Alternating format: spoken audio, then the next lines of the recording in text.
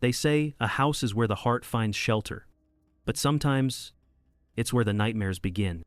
In Belmead, a neighborhood where silence is worth more than gold, a woman arrived seeking escape from her own ghosts.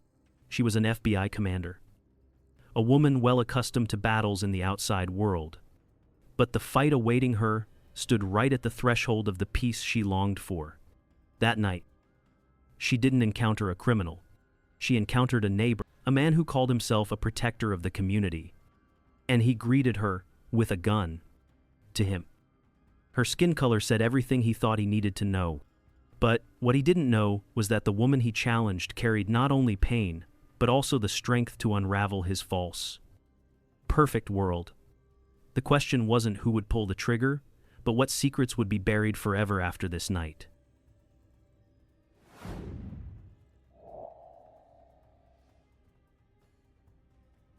Part 1. The Stillness Before the Storm. In that moment, time did not move. There was no past, no future. There was only the cold, unblinking eye of the gun barrel, and a single question echoing in the silent mind of Evelyn Reed. Was this the price of peace? The headlights of her Lexus sport utility vehicle cut a sharp, white cone through the oppressive dark of the Belmead night. Trapped within that cone of light was a man, an old man. His name, she would later learn, was Wallace Brinton. But right now, he was just a silhouette of trembling rage. His shoulders were hunched, his face, a mask of deep-set wrinkles and wild bees, terrified eyes, and in his hands, held with a grip that was both weak and desperate, was a pistol, an old revolver, its metal finish worn and dull. It was pointed directly at her. Training took over. It was a cold, clean current, washing away the initial shock. The flicker of human fear. It left only observation, logic. Subject is male, late 60s, agitated, armed. The checklist unspooled in her mind. A familiar mantra from 2 decades of facing down men far more dangerous than this one. But never here. Never in her own driveway. He was speaking. The words were a low growl, lost to the hum of the engine. But she could read the fury in the tight set of his jaw. He was a pillar of the community. He was security. The HOA security. The words hung in the air between them, heavy with a meaning she was only beginning to understand. Evelyn's hand rested on the controls. She pressed a button. The driver's side window slid down with a soft, electronic whir, a sound impossibly civilized for the scene unfolding. "Good evening," she said. Her voice did not shake. It was the voice she used in interrogation rooms, the voice she used to talk a jumper off a ledge. Calm, measured, a placid lake over a deep, cold current of authority. The sound of her voice seemed to startle him. He took a half step back, his grip tightening on the revolver. He licked his dry lips. He muttered questions, not really asking, accusing. Who was she? What was she doing here? This was a private community, a community with rules, a community protected by the HOA, she answered calmly. Her voice, even and low. She told him her name, Evelyn Reed. She told him her address, Unit 314, her home. The word hung there, home. It seemed to enrage him further. He shook his head. The movement jerky, uncontrolled. He did not believe her. He could not believe her. She could see the fear in his eyes, a fear that was even greater than his anger. In his world, a world of manicured lawns and silent, curtained windows. She did not fit. She was an anomaly, a disruption, a threat, and he was the one meant to handle threats. She saw something broken inside of him. This wasn't a bully. It was something else entirely. She didn't feel fear. She felt a cold, professional curiosity, almost a warped kind of empathy. The silence that followed was heavy, profound. It was the same kind of silence she had come here to find. The silence she had craved 6 weeks earlier. The moving truck had rumbled away, leaving Evelyn alone on the porch of her new house. The air in Belmead, Tennessee, was different. It was thick with the scent of magnolias and old money, heavy with a stillness that felt ancient. The houses on her street stood like sleeping giants, their brick facades and towering white columns, speaking of a history she was not a part of. The lawns were perfect, impossibly green. The silence was absolute. It was exactly what she had wanted. Her old house in Virginia, the one she had shared with her husband, Daniel, for 25 years, had become too full of ghosts. After he was gone, the silence there had been different. It was an empty silence, a hollow ache. And when their daughter, Maya, finally left for college, the house had felt less like a home and more like a museum of a life that no longer existed. So she had moved. A new assignment as the tactics commander for the FBI's Nashville field office was the official reason, but the real reason was this silence. This chance to build a life that was solely her own. She ran a hand over the cool metal of the locket she always wore. Inside, a tiny, worn wedding band. It was a weight she carried, a promise she kept. Walking to the mailbox, a handsome, wrought iron box dictated by community guidelines, she found the first piece of mail, a single, thick envelope. No stamp. Just her new address typed neatly on the front. Inside, there was no welcome card, no friendly note from a neighbor. There was a binder, 3 inches thick, bound in dark green faux leather. Embossed in gold on the front were 4 letters, HOA, the Homeowners Association. Evelyn sat on her porch steps that evening, a glass of iced tea sweating in her hand, and read. She read about the precise shade of white required for window shutters. She read about the acceptable height of grass, measured to the 1/4 inch. She read about the prohibition of garden gnomes, wind chimes, and any holiday decorations displayed more than 2 weeks before the official date. There were rules for trash receptacle placement, rules for the types of flowers permitted in front yard garden beds, rules for parking. A visitor's car could not remain in the same spot for more than 72 hours without written approval. It felt less like a guide and more like a warning, a meticulously detailed contract she had signed without ever truly reading the fine print. This was the price of the perfect lawns. This was the price of the quiet streets. This was the price of peace. She closed the binder. The setting sun cast long shadows across the perfect grass. For the first time, she noticed how the shadows of the ancient oak trees seemed to form a cage around each pristine home. It was a fleeting thought, one she dismissed as the fatigue of a long day. It was, after all, just a neighborhood, just a set of rules, just an HOA. Part 2. Cracks in the Porcelain. The first few weeks in Belmead were a study in quiet observation. Evelyn tried to settle into a rhythm, a new rhythm, one that did not involve the hum of a federal building or the weight of a tactical vest. She took morning walks. Just as the Tennessee sun began to burn away the morning mist, she learned the names of the streets: Willow Trace, Magnolia Rise, names that promised a gentle, storybook existence. She would nod to the neighbors. The man walking his perfectly groomed golden retriever, the woman trimming her rose bushes with surgical precision. The nods were returned, of course, but the smiles did not reach their eyes. It was a polite, impenetrable wall of southern grace. Evelyn felt less like a neighbor and more like a specimen under glass, watched, wide, measured against a standard she did not yet understand. The official welcome came in her 4th week. An invitation, printed on thick, cream-colored cardstock, appeared in her mailbox. The annual HOA Summer Social, to be held on the grand, sweeping lawn of the community clubhouse. Attendance. The elegant script implied was not optional. It was expected. The event was exactly as she had pictured. White tents, the gentle clinking of ice in glasses of lemonade, the low murmur of polite conversation. It was a sea of pastel linen and quiet, confident wealth. It was there she met him for the first time. Wallace Brinton. He approached her with a plate of small, crustless sandwiches. He was smaller in person than he had appeared in her headlights, thinner, almost fragile. He introduced himself as the head of the community's safety committee, a volunteer position. He was quick to add, but one he took very seriously. "It's all about preserving the value," he said, his voice a dry rustle. "The integrity of this place." He wasn't looking at her, but over her shoulder. his eyes scanning the crowd, the houses, the horizon.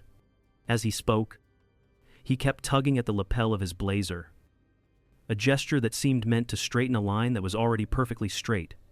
A nervous tick, a need for order, then a smooth, practiced voice cut in. "Wally, dear, don't scare our new resident away with all your serious talk." He canceled take of the croof. It was Eleanor Vance. She was in her 70s, with a helmet of perfectly coiffed silver hair and a smile that was a masterpiece of southern politeness, all warmth on the surface and steel beneath. She placed a gentle hand on Wally's arm, a gesture that was both a comfort and a command. She was, Evelyn instantly understood, the true center of power in this community. "The Queen, we are so glad to have you, Evelyn," Eleanor said, her eyes appraising. "It is so important to have neighbors who appreciate the standards we uphold here. Wally does such a marvelous job with our HOA security. We all sleep better at night knowing he's watching over us." In place of Leaside, patively actor, the praise felt rehearsed, a line delivered to reassure everyone, including, perhaps, herself. The real Wally Brannigan, however, was revealed a few days later. Evelyn was returning from a grocery run when she saw his golf cart parked haphazardly on the side of the road. He was standing over a young man, a gardener. His work truck, laden with mulch and tools, was parked a few feet away. Wally's voice was no longer a dry rustle. It was sharp, cutting, laced with a venom that was shocking to hear in the quiet afternoon air. The gardener's transgression? One of his truck's tires was touching the edge of a neighbor's pristine lawn, by less than an inch. "This is not some construction site," Wally hissed. His face flushed a deep, unhealthy red. "This is Belle Mead. We have rules. We have standards. Do you understand me?" The young man, who couldn't have been more than 20, was looking at the ground, murmuring apologies in Spanish and broken English. He was terrified. Evelyn slowed her car, watching from a distance. Her training cataloged it instantly. Disproportionate response. Emotional instability. The rage was a wildfire burning out of control, fed by something far deeper than a misplaced tire. She overheard two women walking by, whispering to each other with a roll of their eyes. "There goes Wally again." Another complaint from the neighborhood's unofficial HOA Karen. The casual mockery in their tone suggested this was a common spectacle, but what she saw wasn't funny. It was dangerous. The peace she had come here to find suddenly felt fragile, an illusion. It was like walking into a beautiful, historic home, admiring the polished floors and the elegant furniture, only to feel a slight, almost imperceptible tremor underfoot. A tremor that suggested the foundation, the very ground it was all built upon, was cracked. Part 3. The Badge and the Breakdown. The world had shrunk to the space between them. The air was thick, charged with the scent of cut grass and the metallic tang of fear. Wally Brannigan's knuckles were white where he gripped the revolver. His breathing was a ragged, shallow thing. He was a cornered animal, his eyes darting from Evelyn's face to the dark, silent houses that lined the street. He was performing for them, proving his worth. He was the protector, the guardian of the rules. Evelyn knew this was the tipping point. Logic, reason, they had failed. He was too far gone, lost in a narrative of his own making. A narrative where she was the intruder, the chaos threatening his fragile order. To escalate, to match his perceived threat with one of her own, would be a mistake, a fatal one. Her service weapon felt like a cold weight in its holster. Useless. Worse than useless. It would only validate his paranoia. No, not force. Authority. "I'm going to reach into my purse now," she said. Her voice was a low, steady anchor in the swirling chaos of the moment. "I'm going to do it very slowly. I'm going to show you who I am." Anyone clapped it. His eyes narrowed. Suspicion warred with fear. He didn't speak. He just watched, the gun wavering slightly in his trembling hand. Her movements were deliberate, fluid. Every gesture was telegraphed, stripped of any hint of aggression. Her hand slipped into her bag. Her fingers found the familiar cool leather of the badge holder. She drew it out, keeping it low, then slowly raised it into the cone of the headlights. She held it flat in her palm. The golden seal of the Federal Bureau of Investigation seemed to absorb the light, then throw it back. A brilliant, undeniable star in the darkness. The effect on Wally Brannigan was not what she had expected. There was no defiance, no angry denial. There was only collapse. It was as if his strings had been cut. His shoulders sagged. His mouth fell open. A silent gasp. The gun, which had been the center of his universe just a moment before, seemed to become a dead weight in his hand. It dropped a few inches, the barrel pointing harmlessly at the pavement. His reality, built on the simple, rigid rules of the HOA and the absolute certainty of his own judgment, had just been shattered by a symbol of power he could not argue with. He stared at the badge, then at her face, his eyes wide with a dawning, horrifying comprehension, the wail of a siren, distant at first, then rapidly growing closer. Sliced through the night, someone had called. 2 Nashville Police Department cruisers screeched to a halt at the end of the cul-de-sac, their red and blue lights painting the silent houses in frantic, pulsing strokes. Doors flew open. Officers emerged, weapons drawn, shouting commands that were professional, loud, and absolute. Drop the weapon, on the ground. Now, Wally barely seemed to hear them. He was still staring at Evelyn, lost. An officer, younger, more aggressive, moved to flank him. But a second officer, older, with weary lines around his eyes, held up a hand. His name was Detective Mike Chen. He walked forward, his movements calm, his eyes assessing the scene with a practiced glance that took in the gun, Wally's vacant expression, and the FBI badge still resting in Evelyn's hand. "It's all right, Wally," Chen said, his voice firm but not unkind. "It's over. Just put the gun down." Walking there's a connorated with contated walk of the stand. I was lot of there someday. It's con of the tapted. Someday becomes the contated with happened, with a sound that was half sob, half sigh. Wally's fingers uncurled. The old revolver clattered onto the asphalt with a sound that seemed deafening in the sudden quiet. Instantly, the officers moved in, securing the weapon. Guiding a now limp Wally Brannigan to the curb, he didn't resist. He just kept mumbling, "I didn't know. I was just doing my job." After the ambulance had taken a sedated Wally for psychological evaluation and the other officers were canvassing the now awakened neighborhood, Detective Chen walked over to Evelyn's car. He tucked his notebook into his jacket pocket, a gesture that said the official part of this was over. "Agent Reed," he said, nodding tiredly. "You okay?" "I'm fine, Detective," Evelyn answered, her own adrenaline finally beginning to recede, leaving a familiar, hollow ache behind it. Chen let out a long sigh, looking around at the pristine lawns and dark, watchful windows. "This isn't the first time we've had a call about the Belmead HOA security," he said, his voice low. "Usually it's just Wally yelling at a contractor or trailing a delivery truck. The board, they always handle it. Keep it in-house. They tell us he's just passionate." He met her eyes, and she saw a deep-seated frustration there. No one's ever pressed charges before. End close, and with reasonary. A seed of suspicion, cold and hard, planted itself in Evelyn's mind. This wasn't just a random act. This wasn't just one man's breakdown. It was a symptom. The silence settled back over the Belmead street. But for Evelyn Reed, the questions were just beginning. Was this merely the act of a disturbed man, or a symptom of a deeper sickness hiding behind closed doors?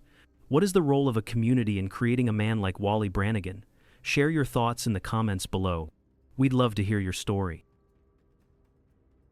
Part 4. The Ghost in the File. Sleep did not come easily that night, or the night after. The image of Wallace Brinton's face, illuminated in the harsh glare of her headlights, was burned into Evelyn's memory. It wasn't the anger that kept her awake. It was the terror she had seen in his eyes. A raw, primal fear that had nothing to do with her. The personal sting of the encounter had faded. It was replaced by something colder, more familiar. Professional curiosity. A puzzle that demanded to be solved. A man with a gun and that much fear was not just a neighborhood nuisance. He was a potential threat, a variable in an equation she could not leave unbalanced. This was no longer about what happened to her. It was about what could happen next. To anyone. In the quiet of her home office, surrounded by unpacked boxes that seemed to mock her search for a new beginning, Evelyn sat before the soft glow of her secured laptop. The quiet click of the keyboard was the only sound in the room. This was her world. A world of digital records and official channels. A world of facts. She began to dig. Not as a resident. Not as a victim. But as an agent. It didn't take long. His name, Wallace Brinton, was clean in the ways that mattered to most. No criminal record. A long, stable career in insurance. Decades of residency in the same house. A pillar of the community. On paper. But Evelyn wasn't looking at the surface. She was looking for the cracks in the foundation. Then she found it. A digital file. Buried deep in the Nashville Police Department's cold case archives. A police report. 15 years old. Case number. Date. Victim, Wallace Brinton. And his wife, Eleanor. Evelyn leaned closer to the screen. The details were clinical. Stark. Forced entry through a back window. The report described a brutal home invasion. The attackers, 2 of them, were never identified. They had waited for the Brintons to come home. The words on the screen were cold. Bureaucratic. Blunt force trauma to the head. Lacerations. His wife, restrained in an upstairs bedroom for hours. A home, their sanctuary, violated in the most profound way imaginable. Evelyn closed her eyes for a moment. The locket on her chest suddenly feeling heavy. She knew that feeling. The world tilting on its axis after a single, violent moment. The illusion of safety shattered into a million pieces. The feeling she had lived with every day since Daniel's accident. She kept reading. Near the end of the file, attached to the victim impact statement, was a psychiatric evaluation, a diagnosis, post-traumatic stress disorder. Severe. The report noted his profound sense of helplessness, his loss of control. The case was eventually closed. A lack of evidence. No suspects. No justice. Just a file, left to gather digital dust. Suddenly, the man in her driveway was no longer a monster. He was something far more complicated. A man whose world had been broken, and who had spent the last 15 years trying to piece it back together with the only tools he had left. Rules, order, and a pathetic, desperate grip on the illusion of control. The HOA, the security vest, the old revolver. They weren't tools of aggression.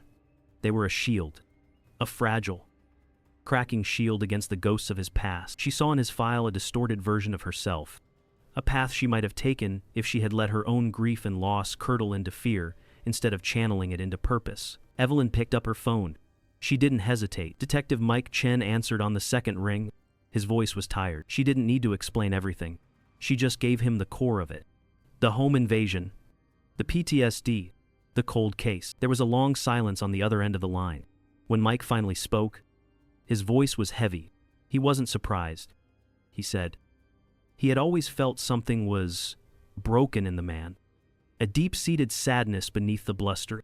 He had just never known why. This changes things, Evelyn said, her voice quiet. Yeah, Mike replied. It sure does. But it doesn't change what he did. Is the faction absence a platwork? No, she agreed. But it changes the question. It's no longer just about what he did. It's about why and who let him. In May Mother West of the Main Knot of that Lona, the line between them was quiet again. But it was a different kind of silence now. It was the silence of an alliance being formed. An unofficial understanding between two people who knew that the simplest stories were rarely the true ones. Part 5. The Committee of Secrets. The emergency HOA meeting was not held in the bright, airy clubhouse where they had held the summer social. It was convened in a small, wood-paneled room in the basement, a room with no windows. The air was stale, thick with the scent of old paper and unspoken anxieties. About 20 residents were there, sitting on mismatched chairs, their faces etched with a mixture of curiosity and concern. At the front, behind a long folding table, sat the committee. Eleanor Vance was in the center, a picture of composed authority. Two other men, both in their late 60s, flanked her, their expressions grim and noncommittal. Eleanor began the meeting with a practiced solemnity. She spoke of a regrettable incident, an unfortunate misunderstanding. The words were carefully chosen, polished smooth to remove any sharp edges of blame or panic. She spoke of Wally Brannigan's many years of dedicated service, his passion for the community. She framed his actions not as an assault, but as a moment of overzealousness. "I have Debrector and Setter God, therefore," she concluded, her voice resonating with false sympathy, "for his own well-being, and for the continued peace of our community. The board proposes that we accept Mr. Brannigan's resignation from his role as head of the HOA Security Committee, effective immediately. Absur to do the paddock today." It was a masterful performance, a swift, clean amputation designed to remove the diseased limb before the infection could spread. She was burying the story, and she was doing it in plain sight. The room murmured with assent. It was the easiest path, the quietest path. Move on. Forget. Pretend it never happened. Then, a chair scraped against the linoleum floor. Evelyn stood up. The room fell silent. All eyes turned to her. The new resident, the victim, the source of this disruption. She did not speak as a victim. She did not raise her voice. She did not detail the fear or the shock of having a gun pointed at her. She spoke as an investigator laying out the first pieces of a puzzle. "Mrs. Vance," Evelyn began, her voice calm and clear, cutting through the stuffy air. "Your concern for Mr. Brannigan's well-being is noted. It is the possible das and bianastas." A slight pause. "I have a question for the board. It's a matter of public record that, 15 years ago, Mr. Brannigan was the victim of a violent home invasion. It's also a matter of public record that he was subsequently diagnosed with post-traumatic stress disorder. Thank you watching before Letten Fode. Some of the past of the K Mandala, and taken last a Varian 5 mask." A collective intake of breath swept through the room. It was a secret, but a poorly kept one. An uncomfortable truth that everyone had tacitly agreed to ignore. Eleanor's smile tightened, the warmth vanishing completely. "I'm not sure what that has to do with my question," Evelyn continued, her gaze unwavering. Was the board aware of this diagnosis when they sanctioned the HOA security patrol? Were they aware of his condition when they allowed him, as a representative of this HOA, to carry a firearm while performing his duties? The silence that followed was different. It was no longer passive. It was heavy, accusatory. The two men on the board shifted uncomfortably in their chairs, their eyes darting towards Eleanor. They looked like schoolboys caught cheating. Eleanor, however, held her ground, but a flicker of panic, of pure, cold fury, flashed in her eyes before being masked once more by a veneer of polite indignation. "That is a private medical matter," Eleanor said, her voice sharp. "And this board does not pry into the personal lives of its volunteers. Where not many to scream, it's why Conserva not many road, from they will round as elastin." It was the wrong answer. It was a lie wrapped in a technicality, and everyone in the room knew it. Evelyn did not need to say another word. She had planted the seed of doubt. She had exposed the lie at the heart of their perfect community. They had not just allowed a sick man to patrol their streets. They had enabled him. They had armed him. Evelyn sat down. The vote to accept Wally's resignation passed. Of course, but the atmosphere had changed. The meeting ended quickly, residents filing out in hushed, anxious groups. As Evelyn walked out into the cool night air, she felt the shift. The polite nods were gone. In their place were cold stares, suspicious glances. She was no longer just the new neighbor. She was the one who had pulled back the curtain, the one who had asked the questions no one wanted answered. She had poked the hornet's nest.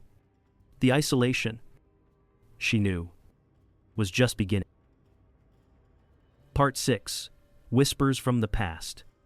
The days following the HOA meeting were defined by a new kind of silence. It was not the peaceful, welcoming silence Evelyn had first encountered. This silence was pointed. It was a weapon. Her morning walks became a solitary exercise in social avoidance. The neighbor with the golden retriever would suddenly become intensely interested in his phone as she approached. The woman who tended her roses would turn her back, suddenly finding a weed that required her immediate and undivided attention. The polite nods were replaced by a deliberate turning of heads.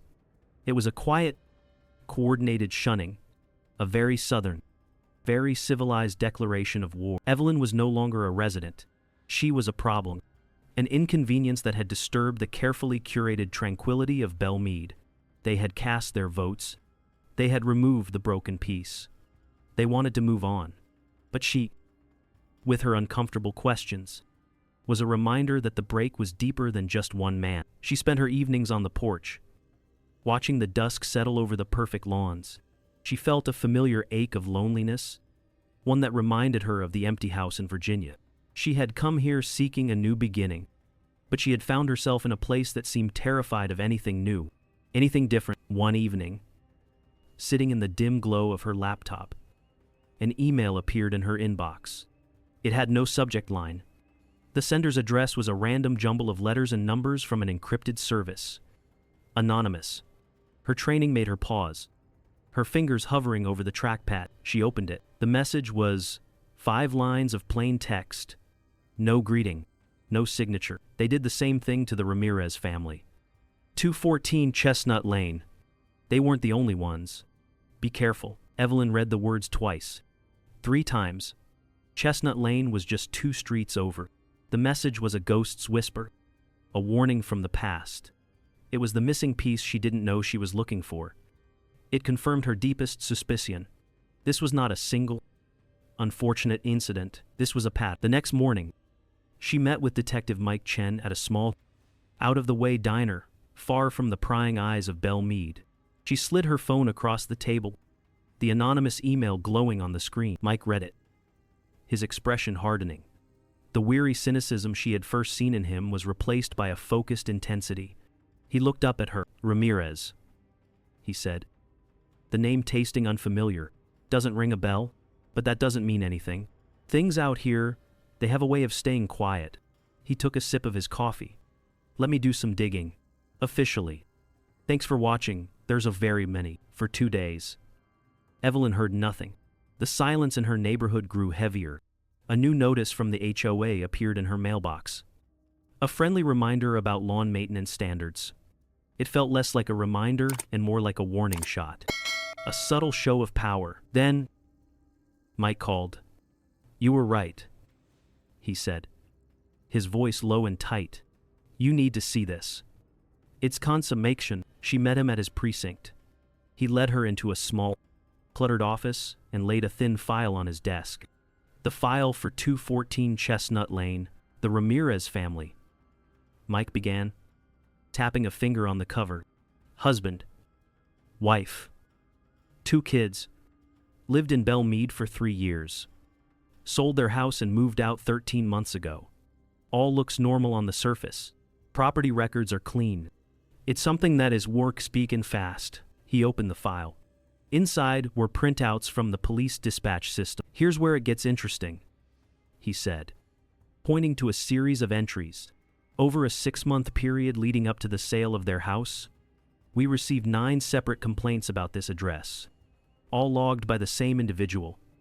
There was even every first date in within right 4 that haven't going friends for the face within down their unlife, and Waku was with that.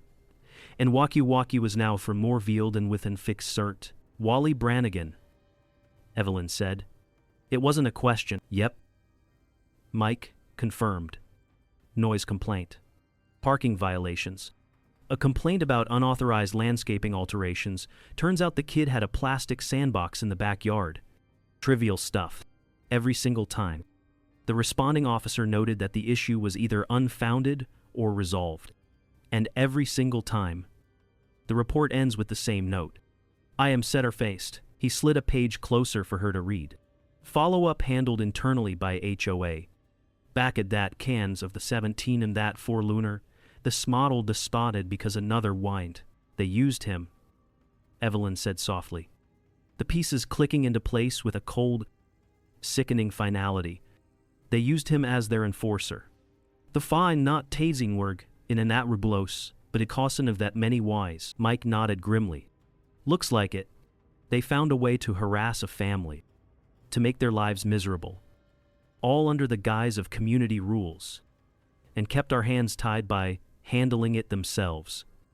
NBS Redja. Evelyn stared at the file, but she wasn't seeing the text. She was seeing the cold, calculated expression on Eleanor Vance's face, the polite smile that hid a ruthless determination to preserve her perfect world at any cost. This was never about Wally's broken mind. It was about the cold, deliberate cruelty of the people who had taken that broken mind and aimed it like a weapon. Part 7. The Unspoken Contract. Finding the Ramirez family was like searching for a ghost. Public records showed the sale of their home on Chestnut Lane, but their new address was shielded behind a limited liability company. It was a dead end, a deliberate one. But Detective Mike Chen was persistent. He spent days cross-referencing school transfer records and utility bills, finally tracing them to a small, unassuming rental house in a working-class neighborhood miles away from the manicured perfection of Belle Meade. Evelyn decided to go alone. A police detective showing up at their door would only heighten their fear. She parked her car down the street and walked to the house. It was a simple home, neat and tidy, with a small garden of bright marigolds fighting for life in the hard-packed soil.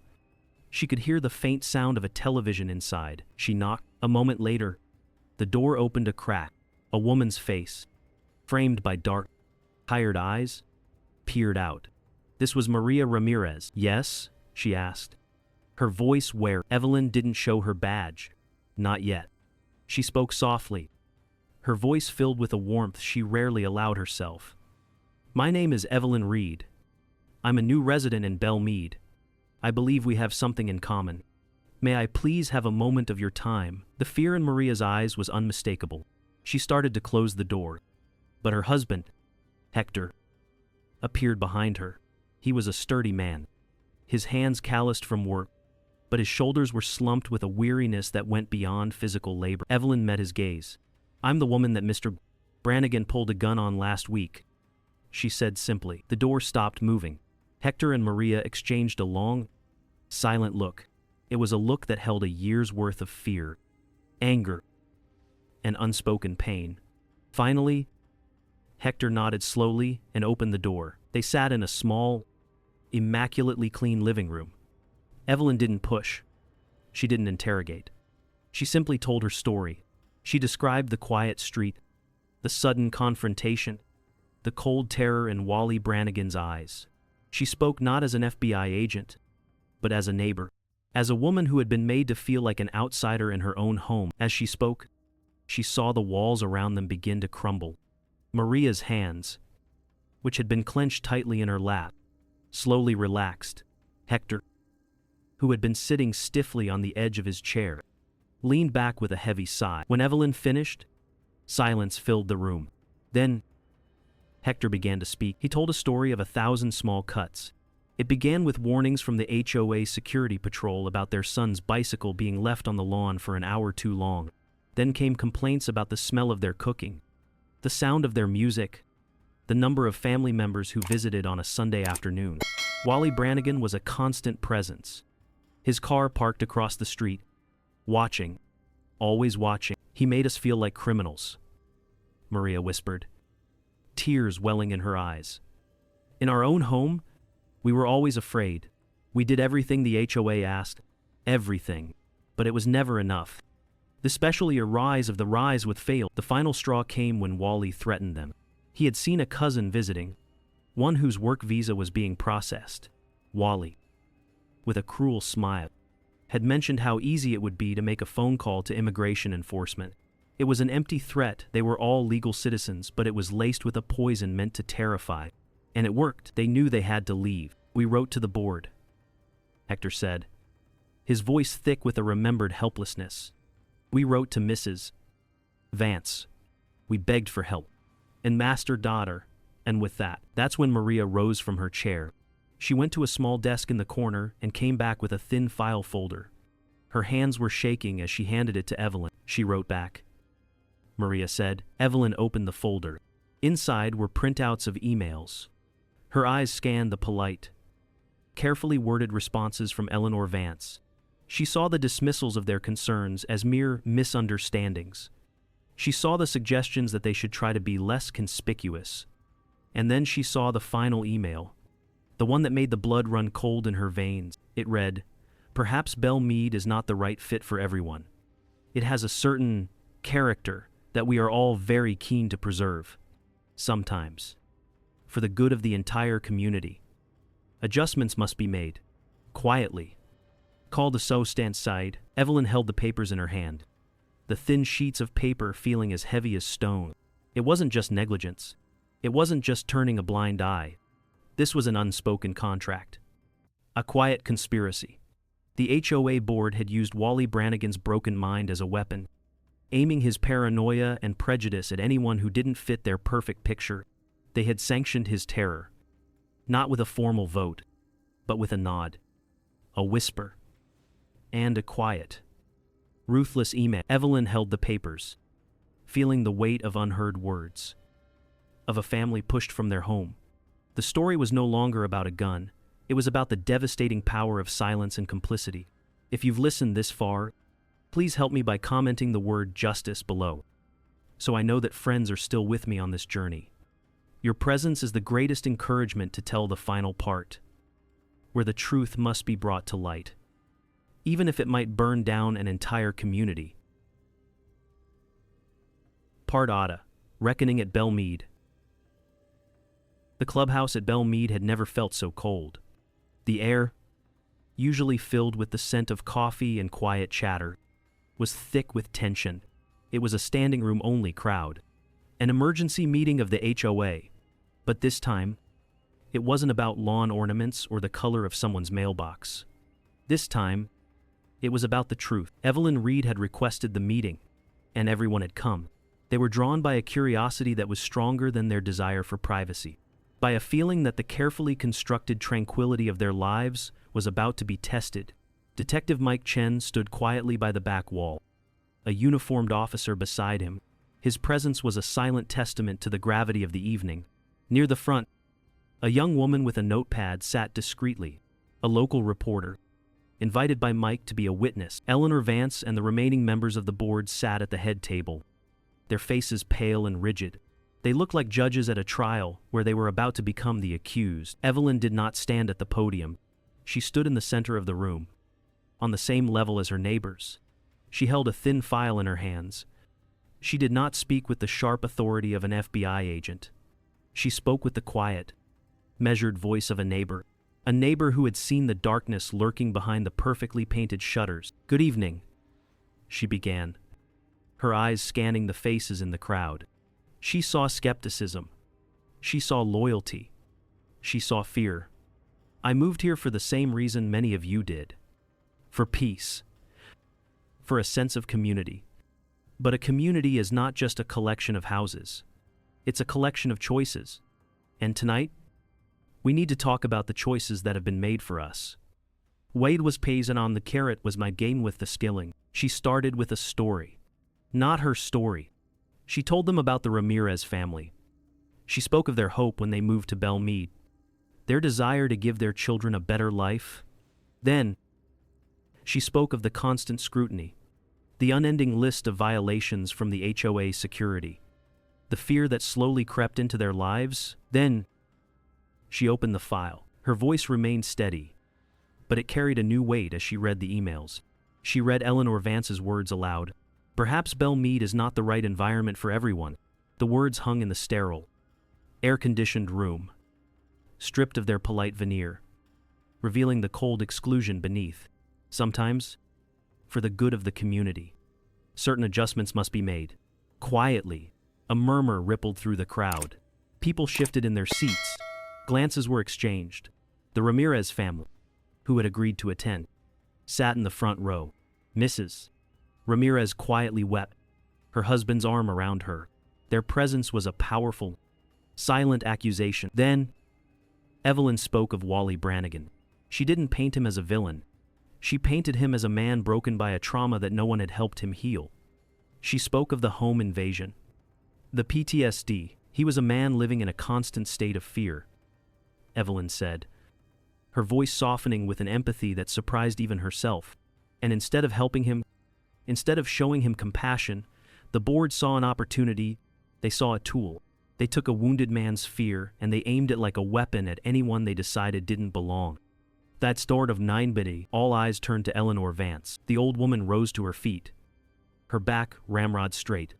Her voice, when she spoke, was laced with the indignation of a queen whose authority had been challenged. Everything I did to protect this community, to protect our values, our property values, she said, her finger trembling as she pointed at Evelyn. You are an outsider. You don't understand. You come in here and you want to tear down everything we've built. Her defense was passionate, but it was hollow. It cracked under the weight of the evidence. It shattered against the quiet tears of Mrs. Ramirez. The residents of Belle Meade were looking at Eleanor, but they were also looking at each other.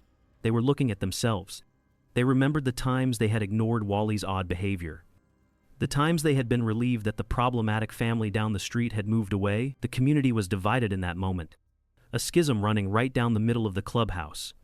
Some residents stared at Eleanor with dawning horror, the illusion of their perfect neighborhood crumbling before their eyes. Others, however, looked at Evelyn with resentment. They saw her not as a truth-teller, but as a disruptor, the one who had brought the ugliness of the outside world into their sheltered enclave. The vote to remove the board was a formality. The real verdict was already being decided in the hearts of the people in that room. The seed of truth had been planted, and Evelyn knew, whether it grew into healing or into bitter resentment, that Belle Meade would never be the same. Part 9. The Weight of Peace. The aftermath in Belle Meade was not a loud explosion, but a quiet, seismic shift. The old HOA board, led by Eleanor Vance, did not resign in a storm of public disgrace. They simply faded away, one by one. Letters of resignation were submitted, citing personal reasons or the need for new leadership. The threat of a civil lawsuit, brought forth by the Ramirez family with legal aid that Evelyn had discreetly helped arrange, was a more powerful motivator than any public shaming. A new board was elected, younger, more diverse, more willing to listen. The Ramirez family received a formal public apology and a substantial settlement from the HOA's reserve funds. It was not justice, not entirely, but it was an acknowledgement, a start. For Wally Brannigan, the path was different. He faced the legal consequences of his actions. But Evelyn spoke at his sentencing. She did not make excuses for him. Instead, she presented the facts, the home invasion, the diagnosis, the PTSD, the years of unaddressed trauma. She spoke of a man who was both a perpetrator and a victim. His fear weaponized by a community that chose convenience over compassion. The judge listened. Wally was sentenced to probation and mandated long-term psychiatric care. 3 months later, Evelyn drove to the quiet, private facility where he was a patient. She found him sitting in a sunlit garden, looking smaller and older than she remembered. He seemed calmer, the wildness in his eyes replaced by a deep, weary sadness. They did not speak of that night in her driveway. Instead, he spoke of his wife, who had died a few years after the invasion. He spoke of the fear, a fear that never left, a fear that the world was always on the verge of collapsing. Evelyn did not offer forgiveness. That was not hers to give. But as she listened, she offered something else. Understanding, a quiet recognition of his brokenness. Belle Meade began to change. Slowly, imperceptibly at first. The change was not in the perfect lawns or the freshly painted shutters. It was in the small things. A tentative wave from a neighbor who had once turned away. A quiet hello at the mailbox. The conversations were still guarded. The old prejudices still lingered beneath the surface like bedrock. But something had cracked open. The uncomfortable truth had been aired out. And in its place, The possibility of something real began to grow. The community was no longer perfect, but it was, perhaps, becoming more honest. One Saturday afternoon, as Evelyn sat on her porch, a woman from a few houses down walked up her driveway. She was carrying a small, foil-covered dish. "It's a pecan pie," the woman said, a little awkwardly. "My grandmother's recipe. I just wanted to say welcome to the neighborhood. Properly this time. B should have carved it of a log, and after waste pays as a vision." Evelyn looked at the woman, at the genuine, nervous kindness in her eyes, and for the first time in a long time, she smiled. A real smile, one that reached her eyes. "Thank you," she said. "I'd like that very much. Thanks for watching, who consider doddles. We haven't hurt," sighed her. As the woman left, Evelyn's hand went to the locket around her neck. She held the small, worn wedding band between her fingers. The weight was still there, a familiar companion, but it no longer felt just like the weight of loss. It felt like the weight of strength, the kind of strength that is forged in fire, that learns to bend without breaking. She looked out at the street, at the houses standing silent in the afternoon sun. Belmead was not the sanctuary she had been looking for. It was not a place free from pain or complication. It was a place with scars, a place with flawed, broken, and trying people. It was a real place, and for the first in a very long time, it felt like home.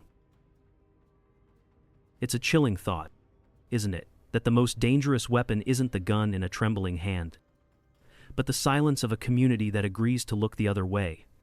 The true lesson here isn't just about one man's breakdown. It's about how easily a desire for perfect order can become a tool of oppression. We saw it in how a board of neighbors chose the illusion of perfection over the messy reality of human decency, weaponizing one man's trauma to enforce their quiet prejudices. Evelyn Reed's greatest act of bravery wasn't facing a gun, it was facing her entire community with the truth. So, the question I leave with you is this: where is the line between protecting a community and policing it? We would be deeply moved to read your perspective in the comments. If these are the kinds of stories that make you think and feel, perhaps you'll find a home here at Deepu Cater Stories. Thank you for walking this difficult road with us. Until our next story.